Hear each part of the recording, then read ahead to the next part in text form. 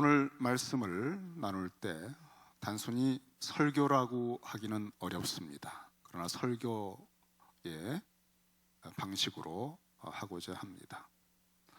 오늘 이 말씀 속에 중요한 신학적인 원리가 있기 때문에 부득이 좀 어려운 용어를 쓰겠습니다. 우리 안에 이미 있는 것이 있습니다. 그런데 굉장히 소중한 것입니다. 우리 안에 이미 있는 것 중에 너무나 소중한 것이 있고 우리 생애 전체를 바꿀 수 있는 결정적인 것들이 있음에도 대부분 사람들은 정말 기가 막힌 일이죠. 거들떠보지도 않고 하루에 한 번도 생각하지 않고 그 소중하고 중요한 것을 느끼지 못한 채 허덕거리고 살아가는 거예요. 그 중에 대표적인 것이 우리 안에 예수님이 계시다는 거예요. 이 어마어마한 사실을 전혀 의식하지 않고 자기 힘으로 그냥 이리 뛰고 저리 뛰고 살아가는 모습. 그러고 보면 저희들이 어리석다고 하는 것은요, 정말 보통 어리석은 게 아닙니다. 하버드의 박사를 가지고 교수가 돼도요, 그분들이 그리스도가 우리 안에 있다는 이런 놀라운 진리에 대해서 모르는 분이 천지입니다. 또 안다고 해도 그것을 활용할 줄을 몰라요. 우리 안에 계신 하늘과 땅의 모든 권세를 가진 그리스도가 계시다. 자, 여러분, 그래서 주님이 교회를 세우시고 끊임없이 말씀을 전하게 하신 겁니다. 하나님의 말씀을 전하는 것은요, 새로운 말씀이 아니에요. 이미 성경은 기록돼 있거든요. 끊임없이 기억하고 상기시키지 않으면 우리는 어리석음의 인생들이라 잊어버리고 또 속고 또 헛수고를 한단 말이죠. 우리 안에 있는 것 중에 또 소중한 게 있습니다. 그것은 결정적인 성화라고 하는 것이 있다는 거예요. 이게 보화라고 그랬죠. 이 보화가 있는데도 불구하고 그저 어떻게 하든지 내가 거룩해져야지, 하나님 앞에 섰을 때에 상 받아야지 하면서 구원을 내가 받았는지 열심히 몸을 할 때는 구원의 확신이 왔다가 뭔가 좀 상처받고 낙심하고 미워하는 마음이 생기고 또 눌리는 마음이 있으면 나 구원받았나 싶어져서 또 그냥 한없이 자지러지고, 이런 마음 상태, 이것을 왜 그럴까라고 할 때 결국은 우리 속에 있는 보화를 모르기 때문에 그렇다라고 할 수 있어요. 우리 안에 이미 있는 것 중에 정말 보화는 결정적 성화라는 보화가 있다는 것, 제가 오늘 말씀 속에서 또 다음 시간에도 계속 강조하려고 하는 겁니다. 여러분이 이미 가지고 있는데 너무 귀한 건데 모르는 거, 그거 일깨워 드리려고 오늘 말씀을 전합니다. 대부분은 예수를 믿으면 죄 사함을 받아요. 우리는 죄를 지은 죽을 수밖에 없는 인생인데, 그래서 의인은 없나니 하나도 없습니다. 절대로 스스로 구원받을 수 있는 사람이 아무도 없어요. 대신 죽어줘도 소용이 없습니다. 죄인은 자기 죄값으로 죽는 것에 불과한 거거든요. 그러니까 오직 하나님의 아들이 성육신해서 흠없는 그분이 대신 죄값을 치러주시는 방법 외에는 구원의 길이 없습니다.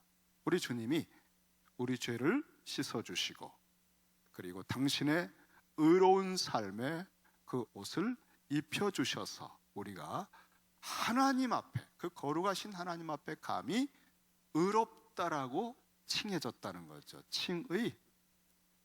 이 칭의야말로 마지막 종말의 심판대에서 쩌렁쩌렁 울릴 이 사람은 의롭다라고 하는 것을 미리 끌어다가 예수 믿은 이 순간에 들려주시는 거거든요. 그러니까 칭의라고 하는 것이 선포됐을 때는 사실 이 한 가지만 가지고도 죽을 때, 임종할 때 내가 구원받을까 아닐까 이거 가지고 흔들릴 수 있는 게 끝난 거예요.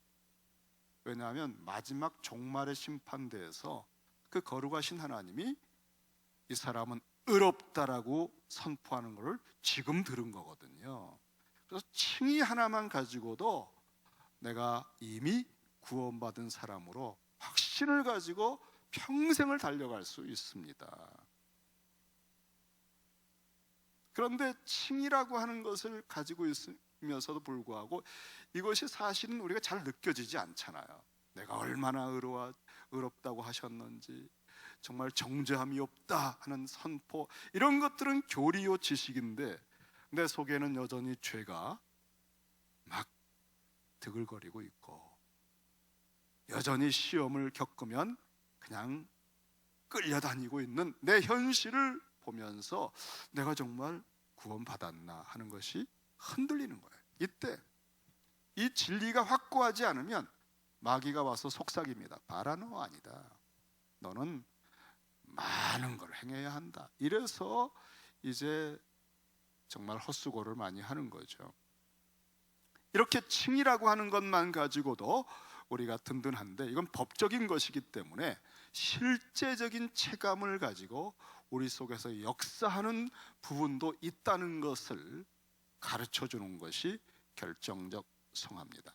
통상 이제까지는 우리가 구원받은 사람이다, 의롭다 했다, 칭의를 받은 사람이다, 그러므로 이제는 점진적인 성화로 남은 생애를 살아야 된다, 주님을 닮아가야 된다, 그래서 이제 열심히 주님을 닮아가야 된다는 의무감과 내가 노력하고 헌신해야 된다는 그런 부담을 지고 무거운 짐을 지고 우리가 많이들 살아왔습니다. 그런데 이 성화라고 하는 것은 결코 단순히 우리 힘으로 하는 게 아니에요. 그 의미가 결정적 성화라는 거예요. 그럼 결정적 성화는 뭐냐? 정말 마지막 임종 때에 주님 앞에 섰을 때 그리스도의 장성한 분량으로 내가 주님의 형상을 닮아서 에덴에서 처음 만들어 놓으셨을 때 기대했던 그 사람, 그 아름답고 위엄 있고 하나님을 닮아서 만물을 압도할 만한 통치자의 왕 같은 제사장의 그 존귀한 영광스러운 모습으로 주님 앞에 서야 되는데, 그거를 여러분 어떻게 이루어 가느냐 하는 걸 여러분 힘으로 할 수 있겠어요? 자꾸 업앤다운 하죠. 자, 오늘 잘 들어보세요, 여러분.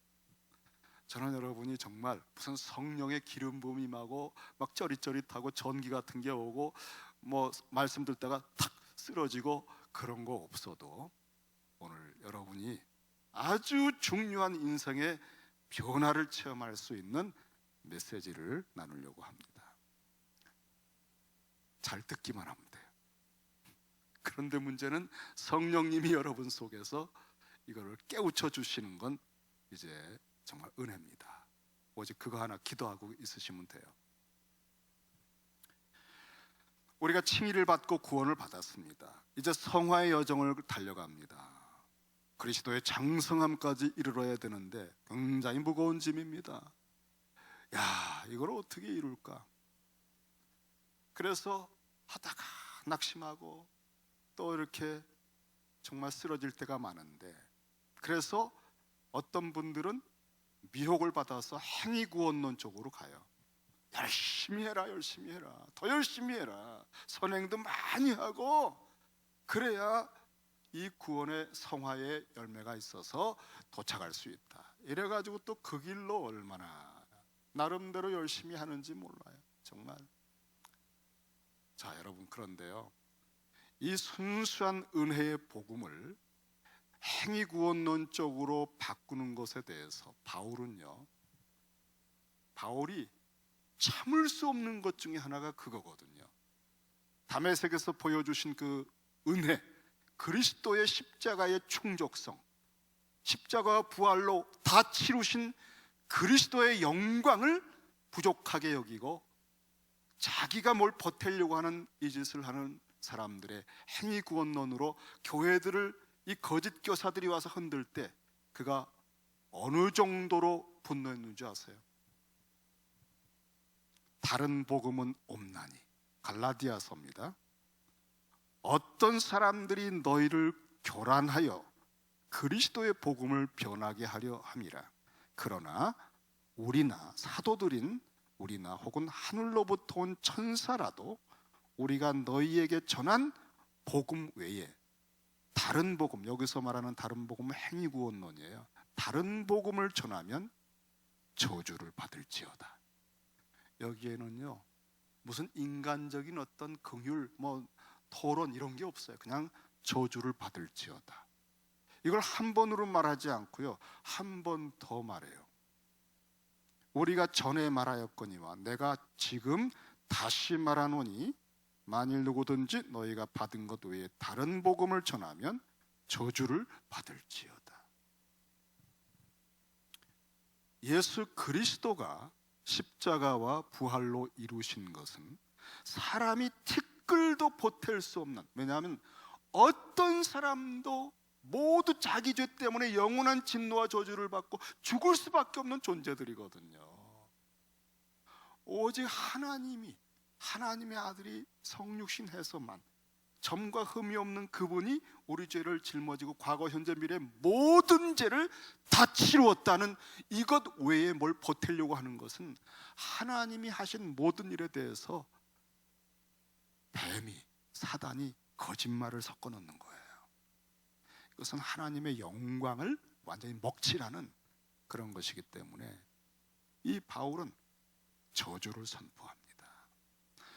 마지막에 가서 내가 좀 보탰다고 하는 그런 말이 나오면 세세토록 드릴 찬양은 끝납니다. 오직 하나님께만 영광이거든요. 이러한 확실한 사실, 이것을 보증해 주는 것이 칭의고요. 또 한 가지가 성화의 길을 달려갈 때에 이것을 보증하는 게 결정적 성화입니다. 결정적인 성화라고 하는 것은 뭐냐면 점진적으로 성화를 이루어간다는 것, 그 모든 것 이전에 이미 우리가 점진적으로 모든 것을 행하는 것 이전에 이미 주님께서, 하나님께서 우리에게 성화를 주셨다는 거예요. 이것이 어디 또 나와 있는가 한번 제가 읽어드릴게요. 고린도전서 1장 2절에 보면 그리스도 예수 안에서, 이 고린도 교인들에게 하는 말입니다. 문제가 많은 사람들입니다. 여러분, 고린도 교회는 굉장히 문제가 많은, 정말 성화가 너무나 필요한 사람들인데요, 그들에게 이렇게 말했어요. 바울이 그리스도 예수 안에서 거룩하여지고, 자, 이거 거룩하여질 것이다 아닙니다. 거룩하여졌습니다. 거룩하여지고 성도라 부르심을 입은 자들에게, 예수를 믿는 순간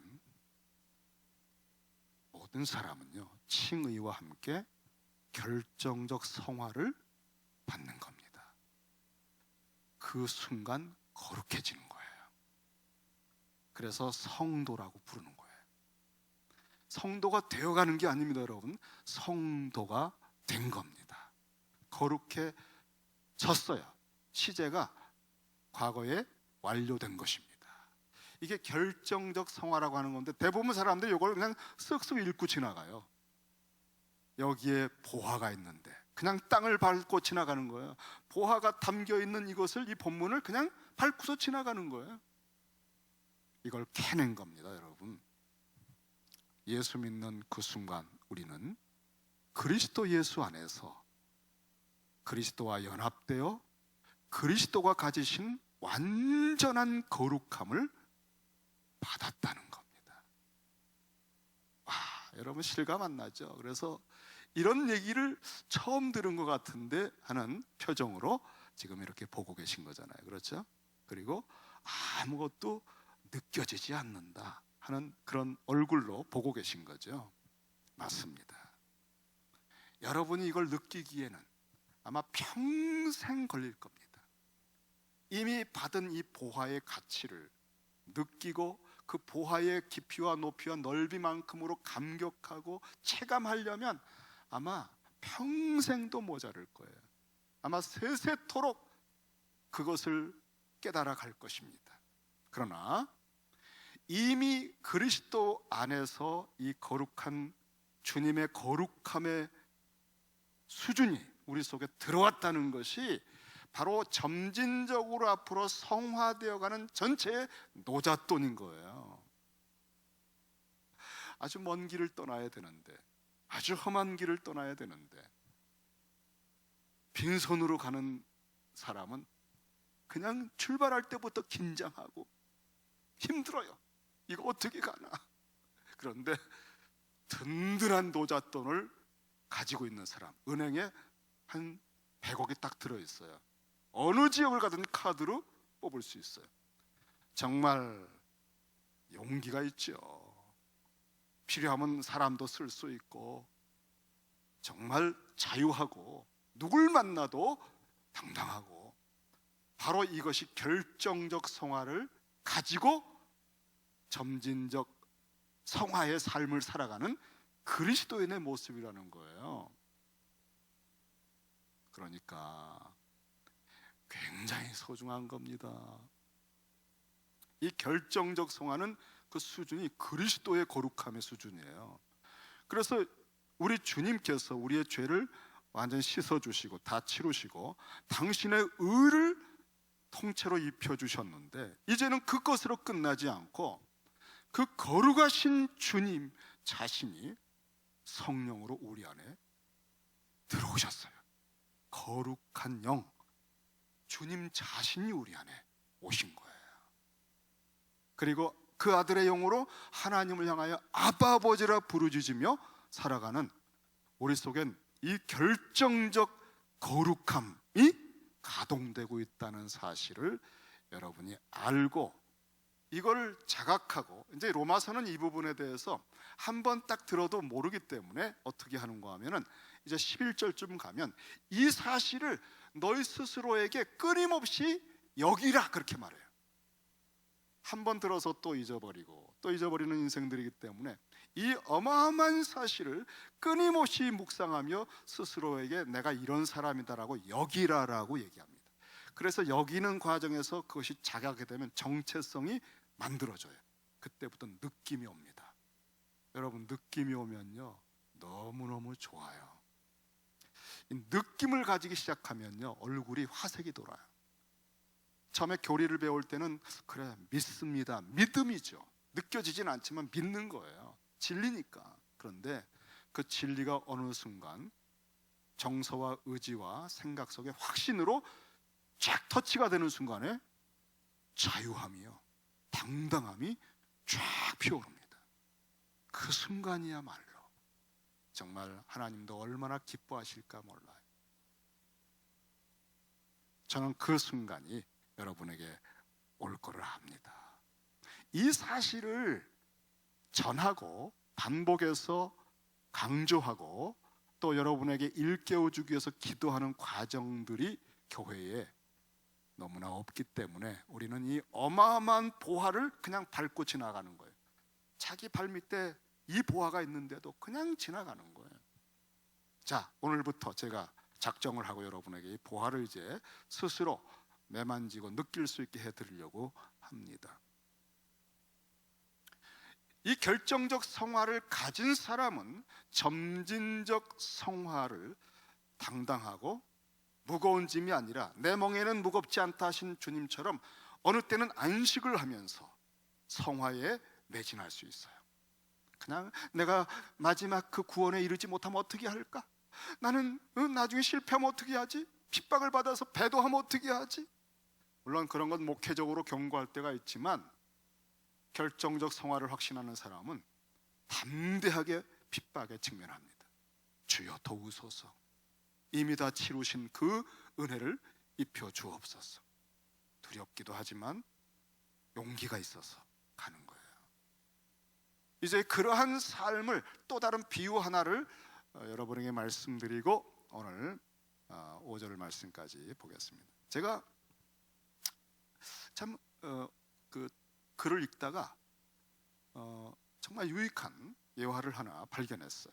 이 결정적 성화를 통해 점진적 성화의 평생의 믿음 생활을, 신앙 생활을 거룩해져 가는 과정을 어떻게 살 수 있나 하는 것인데요.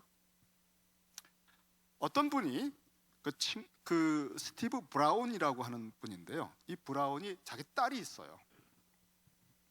이 딸이 영문학 수업을 듣는데 너무 어려운 거예요. 영문학 수업이 너무 어려워서 이제 아빠한테 울면서 얘기를 했어요. 아빠, 나 도저히 이 수업 못 듣겠어요.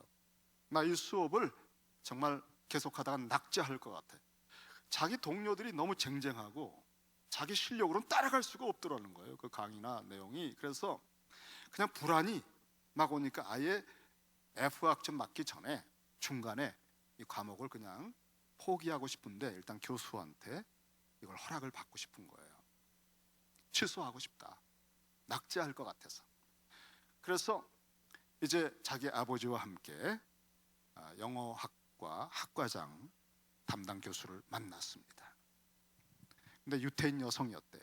아주 훌륭한 분인데 그가 이제 대화를 하면서 들어보더니 그 아빠 옆에 있는 정말 이렇게 움츠려 있고 그냥 눌려 있고 고개도 못 들고 있는 딸을 이렇게 봤답니다. 그 교수가. 그러더니 그 딸을 이렇게 보는데 결국은 그 로빈이라고 하는 딸이 울음을 터뜨렸어요. 그래서 이제 아빠가 얘기합니다. 아유, 이 교수님 죄송합니다. 사실은요, 얘가 너무 과목이 어려워서 도저히 감당할 수가 없어서 저와 함께 와서 부탁을 드리려고 합니다. 이 과목을 중간이지만 포기할 수 있게 해주시겠습니까? 그랬더니 예, 참 충분히 이해합니다. 이제 그 수업이 어떤지 아닐까요? 그러면서 제가 잠깐 당신 따님과 하고 얘기 좀 할 수 있겠습니까? 예, 하십시오. 물론이죠. 그러더니 로빈 학생 어떤 심정인지 잘 알아요. 뭐 그 반이 쟁쟁한 반입니다. 자, 그런데 포기하지 말고 이제 내가 하나 제안을 할게요.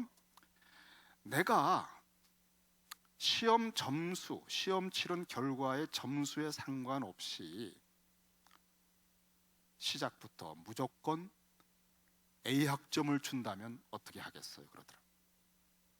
자, 시작부터 그냥 무조건 A 학점을 주는 겁니다. 시작도 하기 전에 A 학점을 주면 공부를 계속할 수 있겠어요? 이렇게 물어봤어요, 교수가. 여러분, 그거 거절할 학생이 있습니까? 이 딸이 훌쩍거리면서 대답했어요. 예, 교수님, 해볼 수 있겠죠. 그래서 그러면 내가 로빈 너에게 A 학점을 줄게요. 자, 학생은 이미 A 학점입니다. 앞으로 수업 같이 합시다 그랬어요. 나중에 이 교수가 하는 말은요, 로빈이 영어를 잘 할 수 있도록 처음부터 낮은 학점을 줘서 게으름이 이렇게 올라오지 않도록 긴장감을 준 거라고 하더라고요. 진짜로 여러분 A 학점으로 끝났습니다. 그 과목이. 이 사실입니다. 이러한 진짜 있었던 이 스토리는 어떤 것을 우리에게 일깨웁니까? 우리가 예수를 믿고 칭의를 받았고요. 그 다음에 그리스도를 영을 모시고 있는 우리 상태는요, 십자가에서 죄 사함과 함께 하나님이 기대했던 거룩한 하이비유의 수준의 모든 하나님의 계명을 다 이루신, 완벽하게 A뿔로 이루신 그리스도의 은혜를 통째로 받은 거예요. 시작부터 A 학점인 거예요, 여러분. 이게 결정적 성화입니다. 여러분이 힘쓰고 애써서 받은 게 아니고요, 그리스도께서 십자가와 부활로 다 치루었다, 그리고 다 이루었다. 하나님 아버지의 무한한 사랑을 받는 그 사랑의 수준만큼 내가 나 자신을 통째로 너에게 주었노라. 그래서 예수를 믿고 예수와 예수 그리스도를 받아들이고 영접하고 예수 그리스도의 십자가 부활에 연합되는 순간, 바로 이 하나님 수준으로 A학점이 딱 들어온 거예요. 이게 결정적 성화라는 거예요. 그리스도인들은 자기 예수 믿고도 칭의와 이러한 결정적 성화가 있음에도 불구하고 이게 느껴지지 않기 때문에 계속 자기의 체감을 따라서 흔들리는 거예요. 아유, 또 내가 우울해지네. 내가 또 이것도 뭐 순종도 못한 것 같고, 또 사람들이 나를 이렇게 보는 것 같아. 거기에 따라서 아침부터 저녁까지 수없이 업앤다운 하지만, 여러분, 중요한 건 진리입니다. 진리. 진리를 알지니 진리가 너희를 자유케 하리라. 진리를 안다는 것은 바로 이렇게 보화를, 영광을 보는 거예요. 이미 이것을 가지고 있는데도 이 가치를 모르고 그냥 또 행위구원론적으로 또 불안해가지고 또 열심히 했다가 또 죄를 또 짓거든요. 도리가 없어요. 그럼 그때 또 절망의 나락으로 떨어졌다가, 이게 율법주의자들의 영적인 조울증이거든요. 얼마나 불안한지 몰라요. 이미 A학점입니다, 여러분. 이 사실을 누군가 얘기를 해줘야 되는데, 자, 저를 따라서 해보세요. 나는 이미 A학점 받았다. 기뻐하셔야 되는데 입으로만 이게 느껴지지 않죠. 응? A학점 받은 사람이 얼마나 기뻐하는지 아시잖아요. 응? 이것이 느껴질 때까지 여기라. 왜? 사실이니까. 이게 로마서 6장 11절에 여기라. 이제 그 말씀 이제 다음에 나누겠습니다. 이렇게 십자가를 통해서 이미 다 치루신 주님의 공로, 그리고 그의 완전한 거룩함을 통째로 은혜로 이미 받았다. 이것은 이 땅에 그 무엇도 흔들 수가 없어요. 우리의 피곤함이든 우리가 실수를 해서 혹 어느 때 죄를 지었든 간에 칼이든 적신이든 공고든 그 어떤 것도 끊을 수가 없는 영원한 반석입니다. 이거를 알 때 죄를 짓고는 과거처럼 사사시대처럼 그렇게 하얀 곡선으로 업앤다운 하는 게 아니에요. 업앤다운은 있어도요, 합력할 선으로 다음에 또 깨닫고 이렇게 아들의 형상을 닮아가게 되는 거예요. 이 성화의 그래프는 전혀 다릅니다, 여러분. 거기도 업앤다운이 있고 실수가 있고 죄가 있습니다. 죄와의 싸움은 평생 가는 거예요. 그러나 차원이 달라요. 이런 걸 분별을 못하면 내가 죄를 지었으니까 또 구원이 없어지는 거 아니야, 이런 거짓말에, 그러니까 진리를 확실하게 정리하고 가야 돼요. 이미 우리는 이겼습니다.